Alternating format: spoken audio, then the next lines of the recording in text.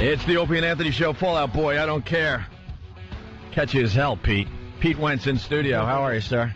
Pretty good. Getting up for the day, I guess. I hear you. Too early or what?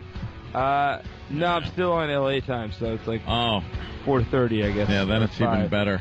Right now, it's early for me. Do you wake up or just kind of stay up? No, I wake up. Yeah. I wake up. I try to get You get a few hours sleep in? Yeah.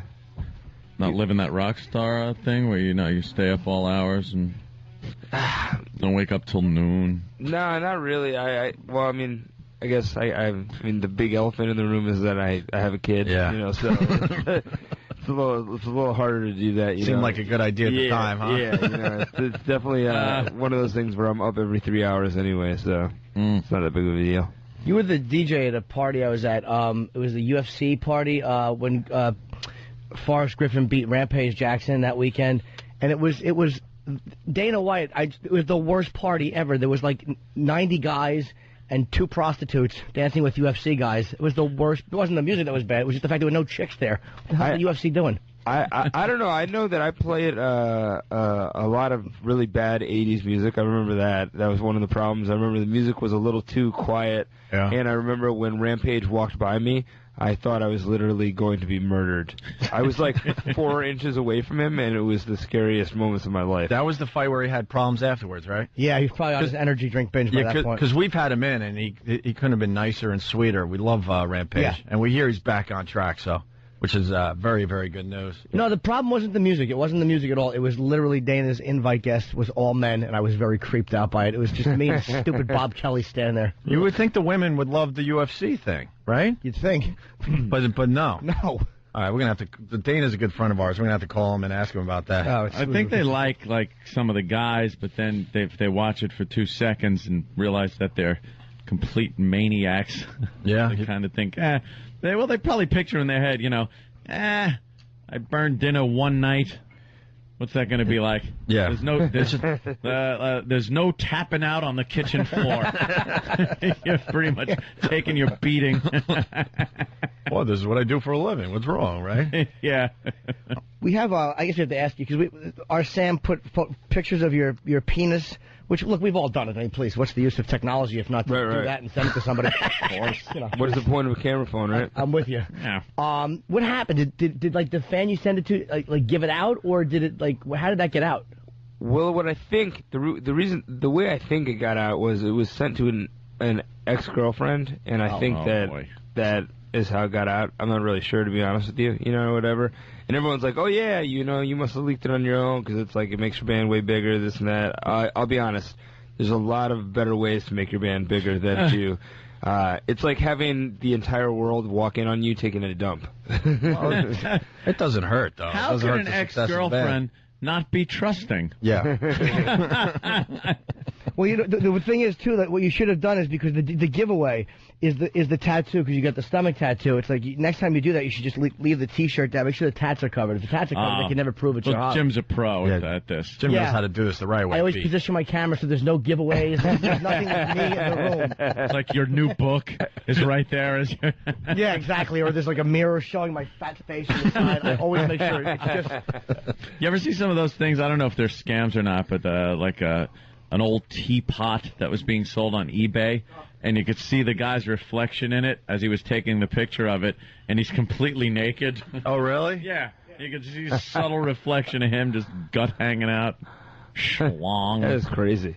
It's the kind of reaction you get from that. You get like, hey, hi, how you doing? So, John Mayer's... Nice one, something like that. John Mayer's... Oh, go ahead. Well, Anthony's asking about Pete's compliments on his penis. Yeah. Asking if you've gotten compliments. I mean, I don't know. People always talk to me about it and, whatever, think it's, I've gotten past it, whatever. There was, a 24-hour period where I was, literally didn't want to talk to anybody, but now I don't really care. It's kind of funny. It's it's weird because, when you're on tour, and you're in arenas, you take, jailhouse showers. That's what the showers are set up like. Mm-hmm. And now I don't care about it at all. It's like I can just walk around and it doesn't really bug me, Before it was like, oh my God, I better wear my bathing suit in there. Now it's like everybody's seen the machinery, and might as well. It doesn't really matter, Just Scrub-a-dub. Yeah. Was that the first one you took and sent? Because I'll just describe the pictures briefly, not to harp on them in a homoerotic fashion, but I believe me, I understand the setup.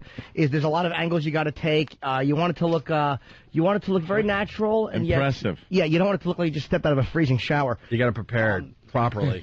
Were these just like the first shots you took, or was there a couple that you took that you deleted? You're like, no, that's no good. That's no good. I'm sure I did. Yeah. I mean, the beauty of the camera phone is that you take a bad angle and you're like, oh man, I should have shot my dong from the left side. You know. I don't know. I actually positioned a midget next to mine. So it just looked. One of those small cans of Coke. Yeah, like a little mini Baby Ruth bar. All right, good.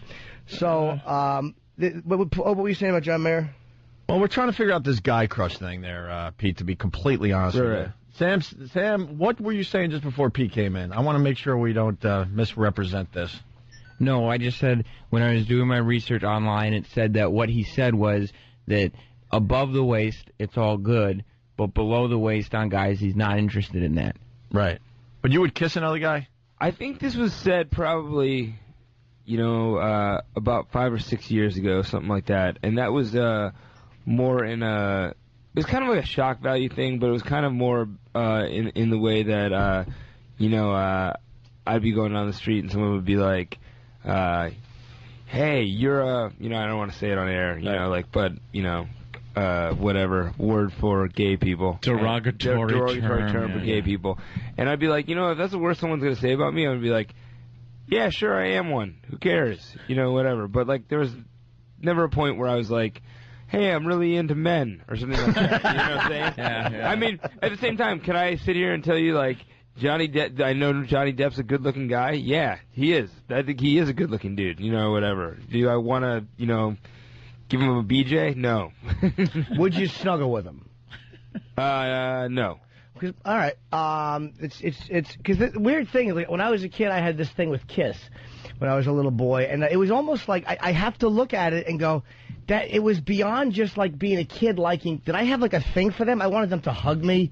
It wasn't like I just rocked out with as them. a band?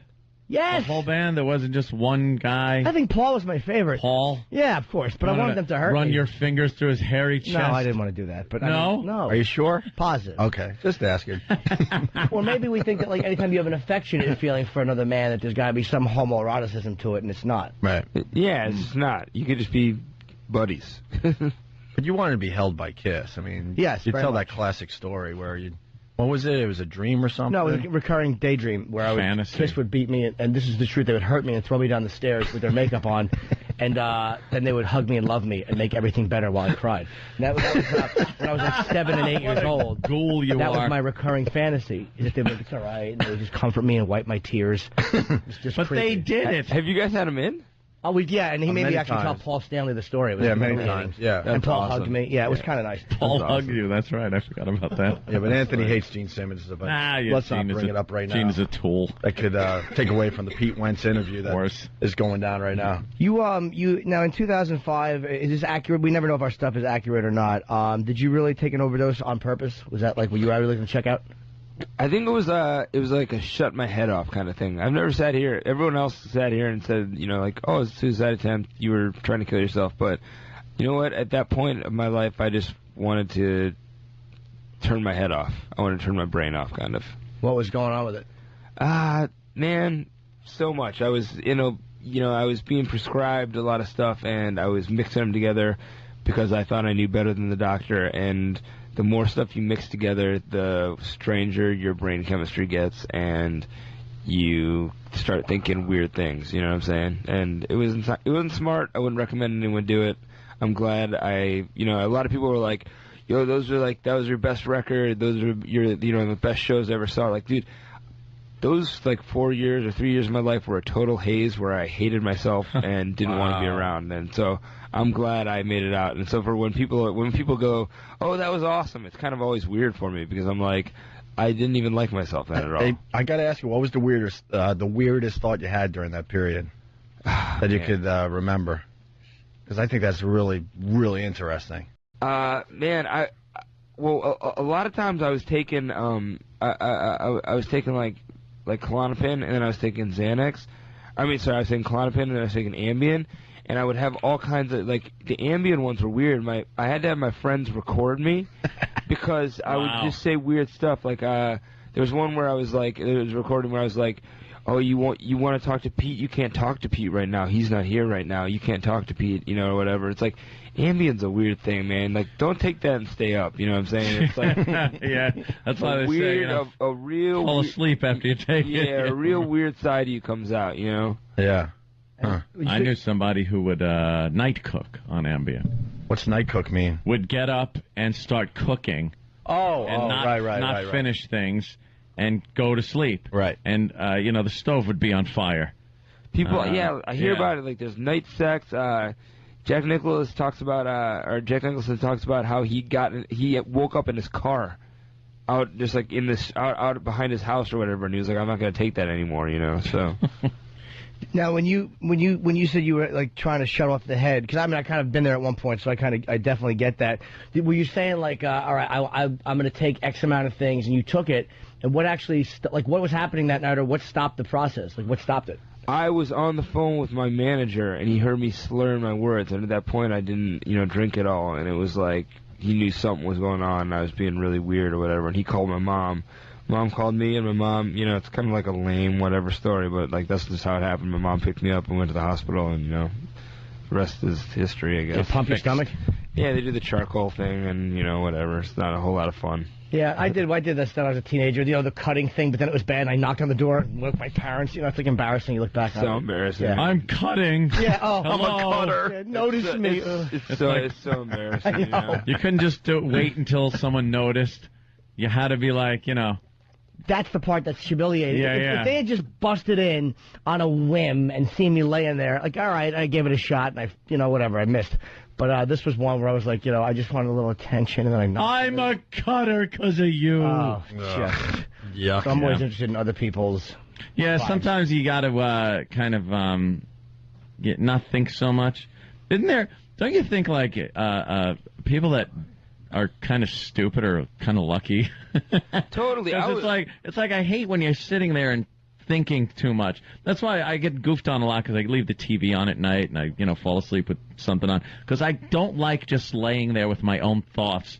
Sometimes they run to nasty places. No, me too. And it's like, it's bonkers, because it's like at that point it's like I feel like anxiety generalizes so fast. It's like I wasn't flying on airplanes, and then soon I didn't want to get in cars. I didn't want to get on elevators. Wow. You become agoraphobic. Yeah, it happens so fast, and it's like, I don't know. I think a lot more people go through it than, at some point in their life than the world would like to admit.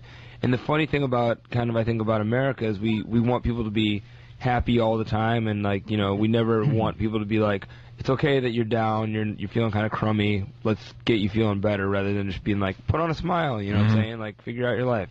Yeah, I went through some crap like that with anxiety for like a couple of years, and never understood it, where it came from, or what the hell, or like what it would do to you if you let it just go.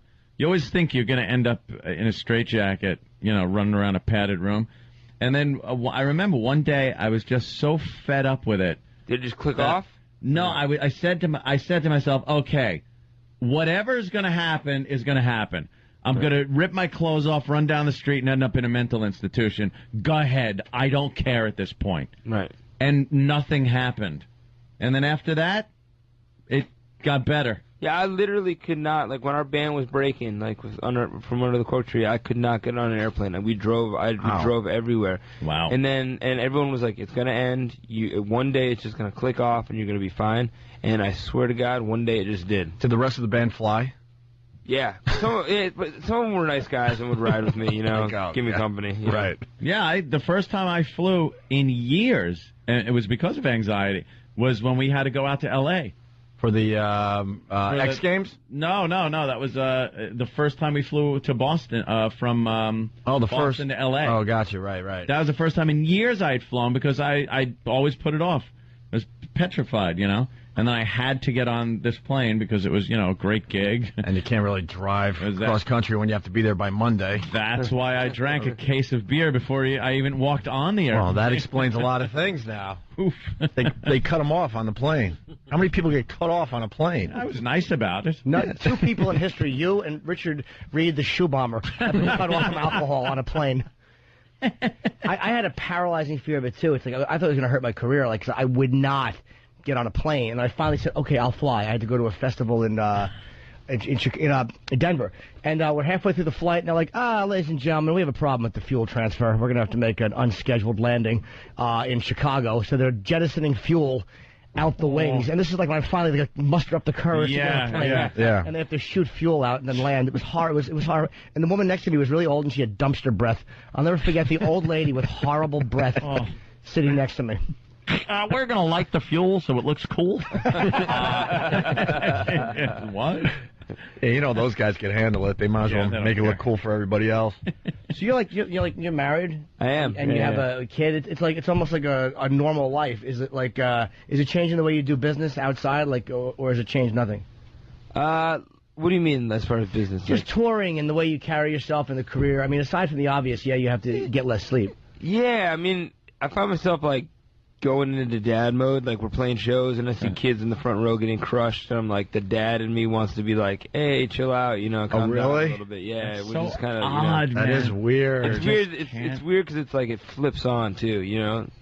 It's the most cliche thing. Everyone's like, it changed. It does. You are gonna change, but I swear to God, it really is true. Yeah, my brother said that because he just had a kid, and he's like, yeah, when I gotta leave, go on a gig or something like that, he goes, she'll look at me and stuff, and I could kind of tell this thing is starting where it's like she kind of knows I'm going somewhere, and he goes, when it gets to the point where she's like, oh, do you have to go, Daddy? He goes, that's going to be a problem. Really? Yeah.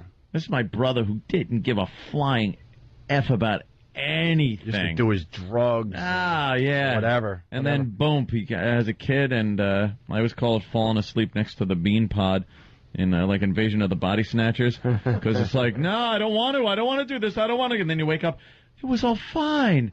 Please join us. Why didn't you? And then you're a dad, and everything revolves around your kid. Yeah, I'm not. You're living for someone else. It's strange. So I could, run off places and do whatever the hell I want. What? This might sound like a stupid Charlie Rose question. I'm curious because I'm not a parent. What one quality in yourself, or what part of your personality, would you really not want to pass on? I would definitely not want to pass on my. I think I have a big mouth. I tend to talk a lot, and I have a short fuse. I wouldn't want to pass on either of those. I'm also a short guy, so that's the physical trait I would not want to pass on. Mm-hmm. Are you one of those, a lot of those little dudes? It's like Curly from Mice and Men, I think his name was. Those little dudes that just don't like big guys, that are always kind of making up for the fact that they said Napoleon. Yeah, I'm not I don't have a Napoleon complex. I'm not always trying to fight people or anything like that. I size it up. I realize that I'm gonna get beat up, or whatever. But I at the same time, I don't want my kid I guess I want his life to be as normal as possible. I don't want him to have to grow up and you have to hear oh, your dad's a D-bag for the rest of his life or whatever. So at some point I'm gonna have to become an un-D-bag on the internet somehow. Yeah. And the fact that they said that about Napoleon, somebody should have knocked the microphone into my teeth. What are you doing? I don't know. I just I had an insight. By the way, Napoleon. People say when you're in the arts, though, it's a lot easier because a lot of actors are of shorter stature. A lot of musicians. Look at Sully from Godsmack. I know. He's a short guy, but he carries himself no one's going to tell him he's short. Yeah. He learned how to box from an early age. Pete, you got a real busy day. I'm hearing you only have a few minutes left here, and we want to get some of this info out. Free Nokia show in Times Square today. We are, yeah. All Out Boy. Yeah. We're playing at the Nokia Theater, which is pretty exciting. For free? Yeah, and that's what's cool about it. It's because it's when I realize as a band, when we realize there's a recession, the first thing to go is the arts, you know what I'm saying? Music, that's the first thing that really gets cut, and so it's good to be able to play for your fans and play a free show and give back a little bit. We tried to play for free at Washington Square Park yesterday. we just showed up with acoustic guitars, and the police were not happy. It failed miserably? Yeah, they told us we would be arrested. If when the Beatles did it and U2 did it, everyone looked the other way. But Fall Out Boy? We showed up and we were told if we picked up our guitars, we'd be arrested. You need a permit tax. There's homeless people playing chess for drug money in Washington Square Park. Jimmy, there's homeless people playing guitars. Yeah. You should have picked up your guitars and just taken the hit. Yeah. It's amazing. Were there a lot of fans there? Because I'm sure it got out on the internet and all that. Yeah, a lot of kids showed up, but it was really calm and it was really easy and, whatever. You win some, you lose some or whatever. But the cool thing is that, tonight's going to be free and it's also going to be, webcast in L.A. as well at the same time. Man. So it should be a cool, fun show. So what do the cops get you on? Just some kind of permit thing? Oh yeah, it's all about whether we have a permit or not. I think I don't really know. I mean, I just slap disorderly on anything. I think that, you know what? But we need a little fun out there. Let the Fall Out Boys play a little. I don't think people like fun anymore. No, it doesn't seem like it. You need a fun tax. Yeah. You can't just go with something anymore. Everything has to be like, all right, you got to follow the rules, you got to get your permits, got to get this. Yeah, people let some of this stuff happen. People don't like free fun, at least. Right. They want there to be like a ticket and a wristband and like you can buy whatever hot dog there or whatever. It's like, that's too bad. And then you got Letterman tonight. That's huge. Yeah, that'll be a blast. That's always fun. So you guys got I'm a couple things you're promoting. I mean, the website's PeteWentz.com, and you guys are tonight doing a signing at 11:30 p.m. It's at Virgin here in New York in Times Square, and it's only for an hour. So I guess people should probably get there early. Yeah. They're only signing for an hour tonight. And the new CD, the new Fall Out Boy CD, how do you say it? Fully I do. But to be honest with you, if we were hanging out with anyone who spoke French here, they would tell us we were doing it wrong. Really? Yeah. Doesn't matter how you say it. And they think it's really funny. Like we'll go on French radio shows, and they're speaking, and then they go into this like American joke accent when they say "folie à deux." Oh, really? And then they all laugh, and we're kind of sitting there. We're like, and our translator is like a nice guy, so he won't be like, "Oh, they're making fun of you right now." What does it mean? It means the shared madness of two. So it was like a French psychological term from the 30s, and it's relevant in the way that like one person's psychosis and another person's psychosis kind of come together and create one. So you could think about it in the way of like Britney Spears and the paparazzi, or Dick Cheney and George Bush, or like it's so relatable. It's just like, and it's an untreatable thing. It's like, these two people become so crazy, but it's like their own form of craziness, and I think a lot of people have gone through that in relationships, I don't know. Yeah. It's like they say two sick ones don't make a healthy one. Exactly. I've heard that in every single relationship I've ever been in. Oh, boy. Yeah, keep trying to find a sicker one.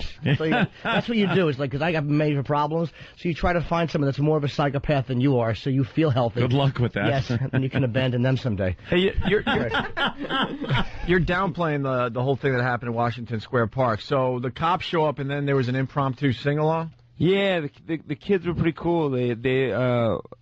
Patrick was there, and we just decided we sang a cappella, and it was fun. It was a good time, anyway.